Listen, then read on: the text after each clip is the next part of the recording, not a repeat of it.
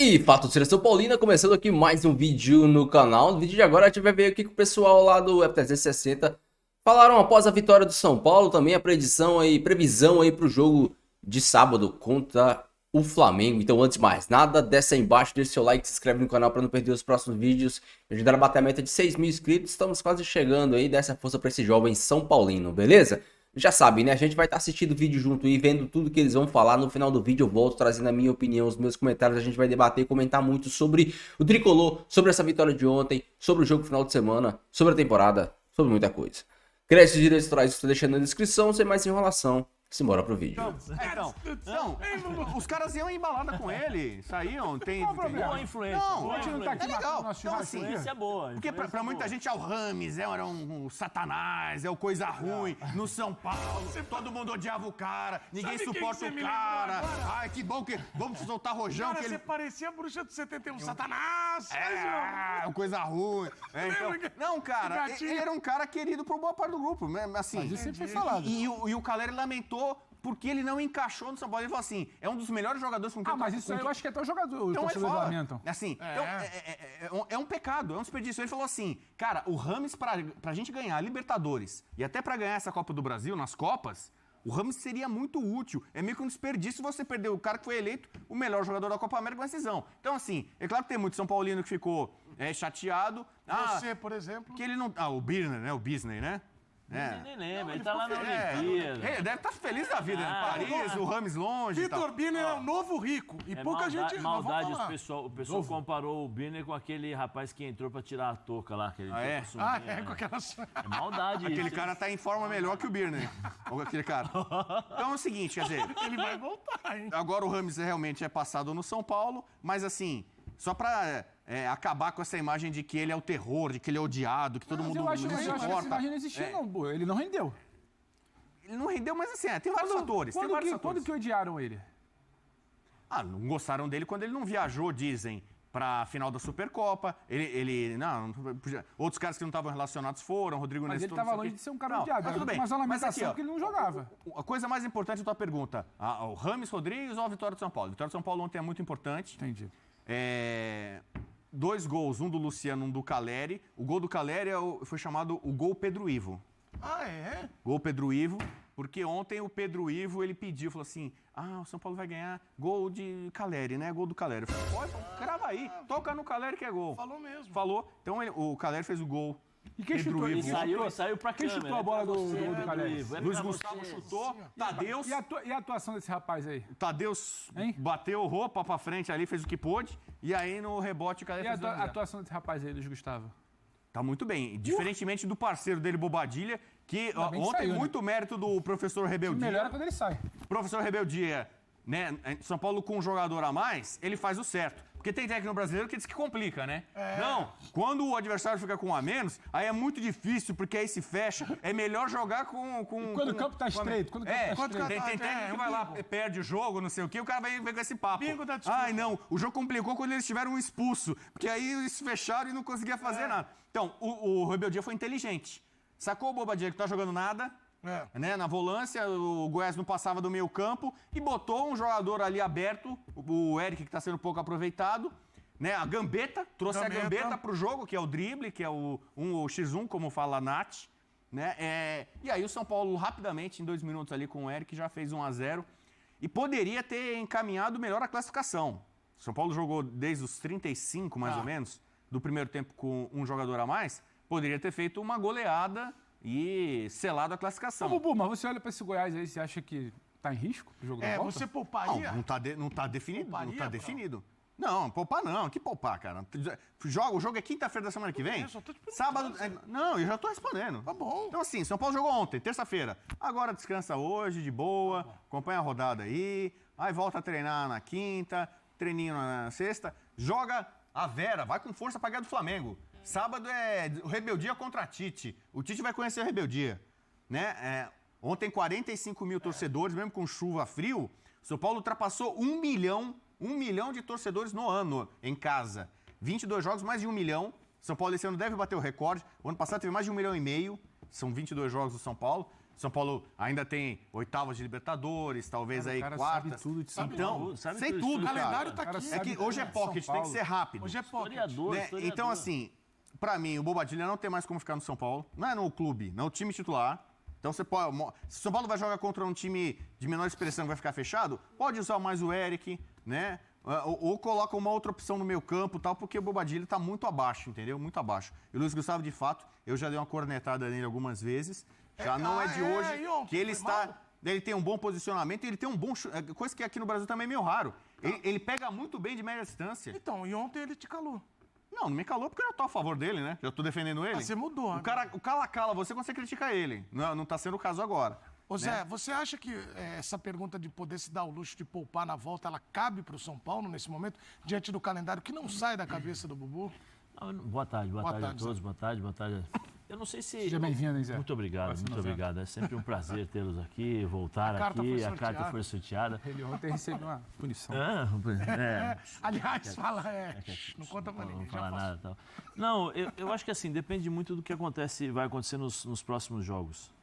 Né? Você tem que ver o que vai acontecer no jogo contra o Flamengo, com a sequência, como os jogadores irão se recuperar, como vai ser essa intensidade em relação ao confronto, porque aí depois você pode 2-0, por mais que seja na casa do Goiás, 2-0 você consegue não tirar 11 jogadores, mas você consegue poupar um aqui ou segurar um aqui, porque você vai ver que tem algum problema, então você consegue encontrar vamos dizer assim, né? Como gosta de dizer o Tite, o treinador do Bubu, né? O equilíbrio. Ele O tem um equilíbrio, livro, tem porque ele vai reprogramar. O Bubu que sabe. Como é que fala, Bubu?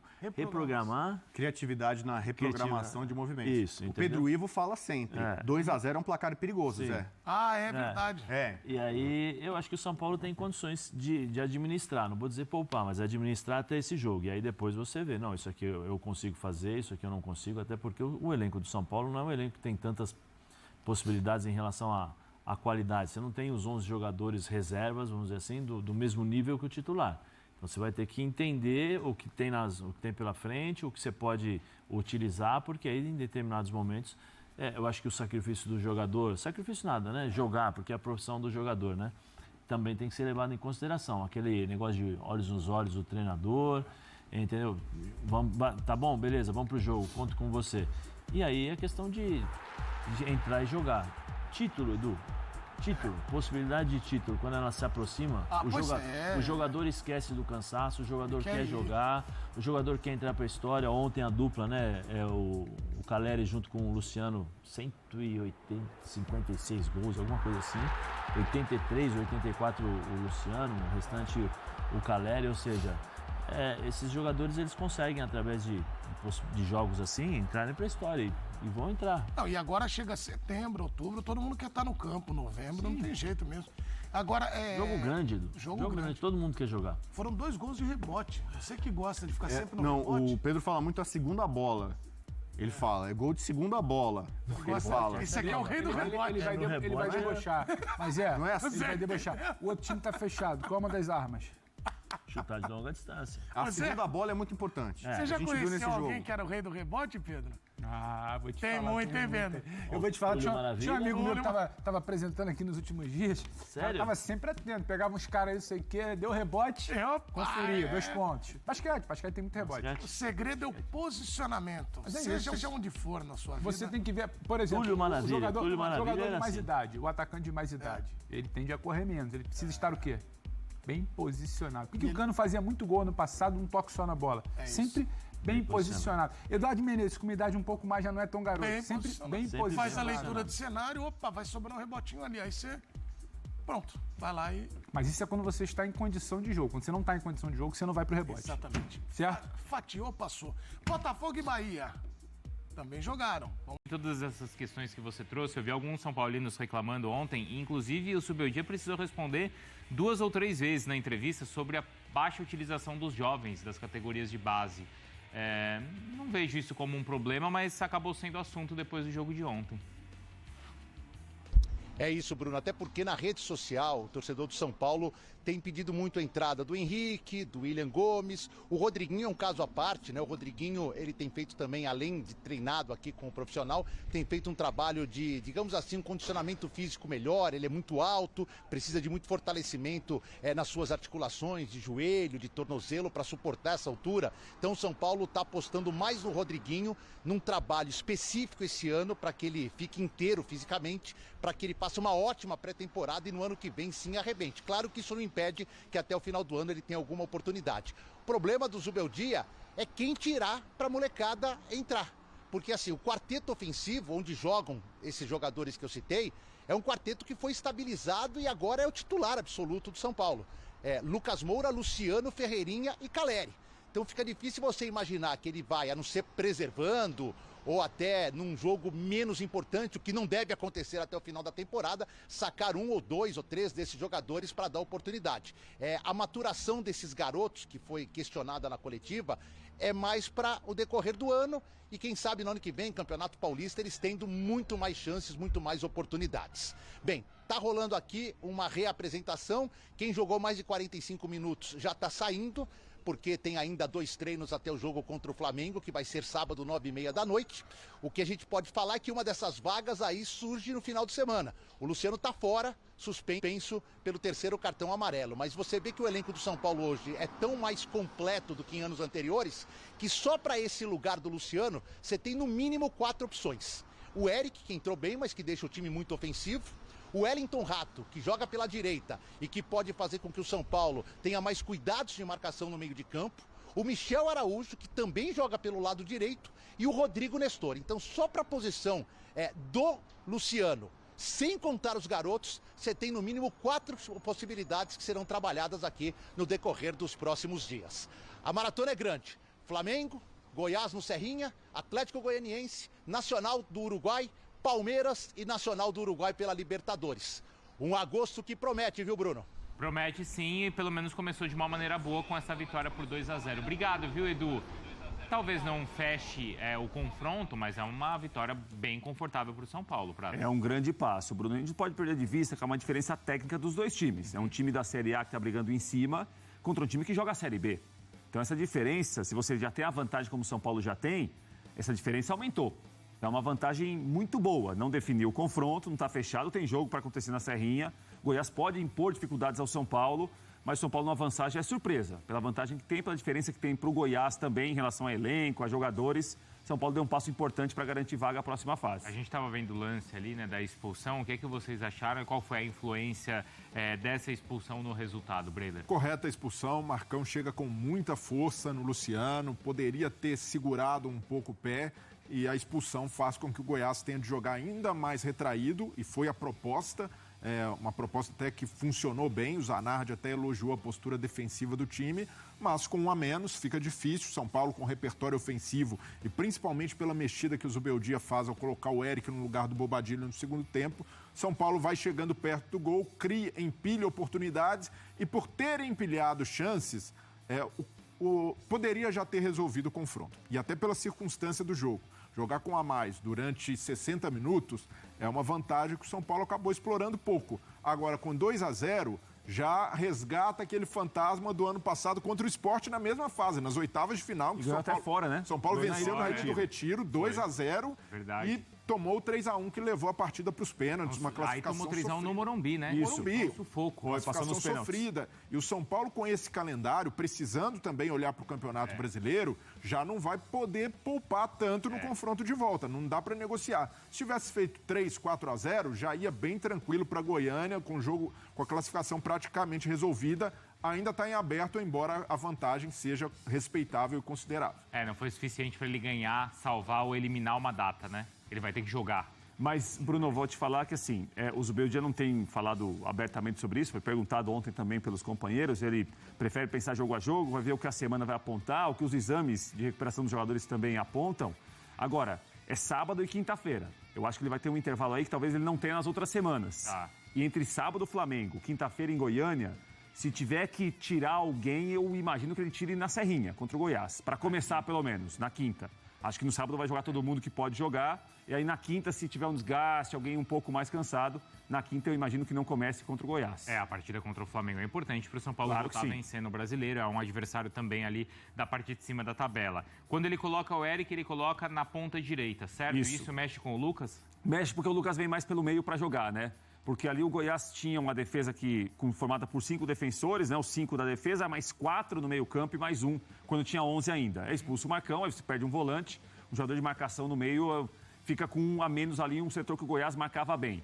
Ao colocar o Lucas por ali, o Lucas é um jogador que, além de carregar a bola, ele começou a se aproximar muito mais do Luciano. O Luciano se aproximou mais do Caleri. O Eric pela direita não ficava só na direita parado, ele jogava muito pelo meio. Ora era o Eric pelo meio, ora o Ferreira pelo meio. São Paulo começou a colocar muita gente nessa linha defensiva do Goiás. Muita gente para colocar o Goiás para trás. E fez um gol a 2 minutos, né, Bruno? Que eu acho que tranquilizou o próprio ambiente do Morumbis. Porque vamos combinar. Uma coisa é um São Paulo e Goiás, São Paulo com 11, Goiás com 10 todo o tempo. Bate 20, bate 25, bate 30. Já começa a ficar diferente, começa a ficar uma tensão. Sai um gol com a mais a 2 minutos, bem que o time depois pode não dominar tanto, mas já tem 1-0, pelo menos uma vantagem você já tem. Eu acho que esse gol no começo ajudou muito o São Paulo depois a ter feito o segundo e levar vantagem para Goiânia. E esse quarteto ali da frente já está muito estabelecido, não é, Breider? Não tem por que ele pensar em mudar? Não tem que pensar em mudar, mas aos poucos estabelecer uma proximidade maior do Lucas com o centro do campo. O Lucas centralizado faz com que o São Paulo seja mais perigoso. O Lucas vai muito bem porque tem leitura tática, mas o melhor dele é se aproximando do Luciano e do Caleri. Às vezes, quando ele abre muito pelo lado direito, fica mais distante, a distância até o gol, até chegar e fazer essas triangulações, é maior e dificulta o jogo dele. Mas ainda assim, eu vejo o lado positivo dessa vitória do São Paulo, que é o Zubeldia mostrando o repertório também.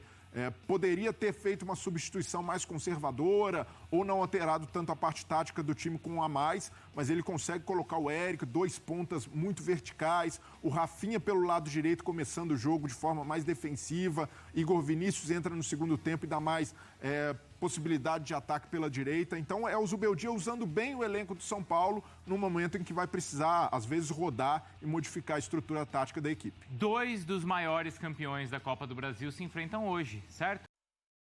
Já comenta aí, você acha que o São Paulo deveria? Primeiro, comenta o que você achou da partida de ontem. E segundo, se você acha que o São Paulo deve poupar para a partida de volta na Copa do Brasil aqui em Goiás. Quem não sabe, eu sou aqui de Goiás. Vai ser aqui em Goiás, se eu não me engano, em Goiânia, no Serrinha. Estádio com um campo muito bom também, por sinal. A gente tem que pegar alguns pontos a serem destacados. A entrada do Eric é um ponto muito positivo. E eu já venho pedindo aqui a entrada do Eric há muito tempo. Principalmente nos jogos que o Luciano joga mal e não faz gol. Você trazer o Lucas para dentro e colocar o Eric na ponta. Para você ter profundidade tanto do lado com o Ferreirinha como do outro lado com o Eric. E tipo, eu sempre falei aqui que o Eric, ele erra, mas ele erra tentando. O Eric não se omite. O Ferreirinha, quando ele entrou no time, ele também errava, mas errava tentando. Não se omitia do jogo, não se escondia do jogo. O Eric, cara, ele foi destaque do Ceará na temporada passada. Destaque. Muitos gols, muitas assistências, muitas participações em gol. Mais de 80% de participação em gols na temporada passada. Ah, mas o Ceará não é a mesma coisa que jogar no São Paulo. Correto, entendo. Mas os campos que o Ceará jogava eram campos que o São Paulo joga. O nível de preparação do Ceará é o nível de preparação do São Paulo.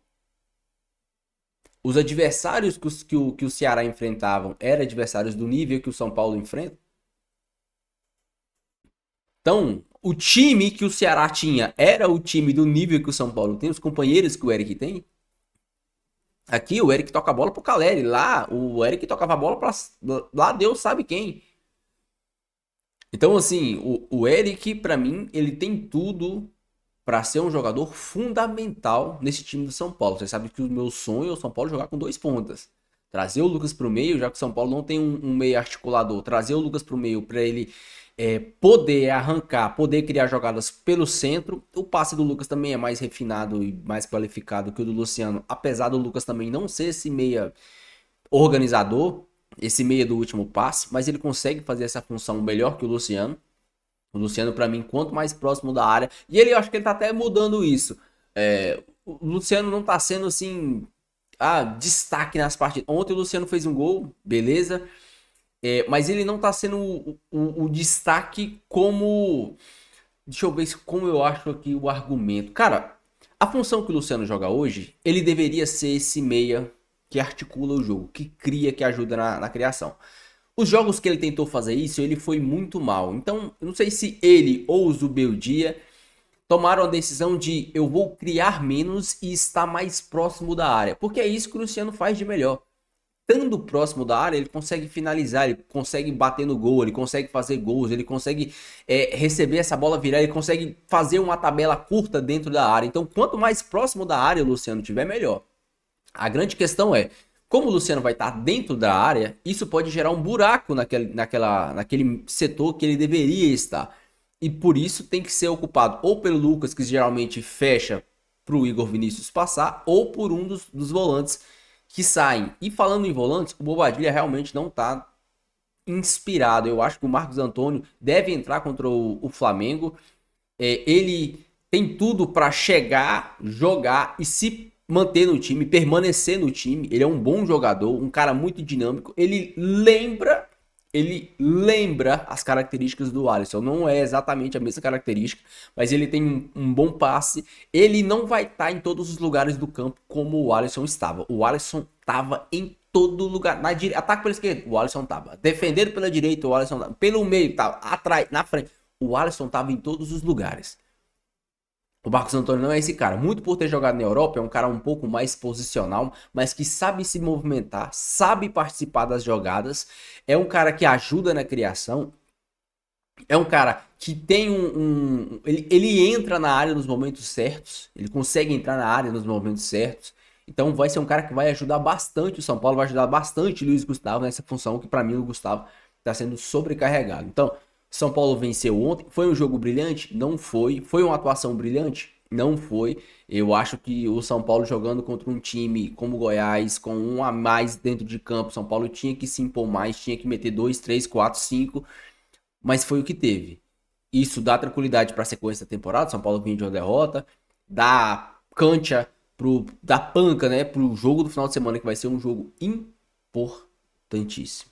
Eu quero que você deixe aí a sua opinião, quero que você deixe aí o seu comentário. Vou estar curtindo e respondendo todo mundo. Não esqueça de deixar o seu like e se inscrever no canal se você não for inscrito. Beleza? Fica aí todos com Deus, até o próximo vídeo. E valeu!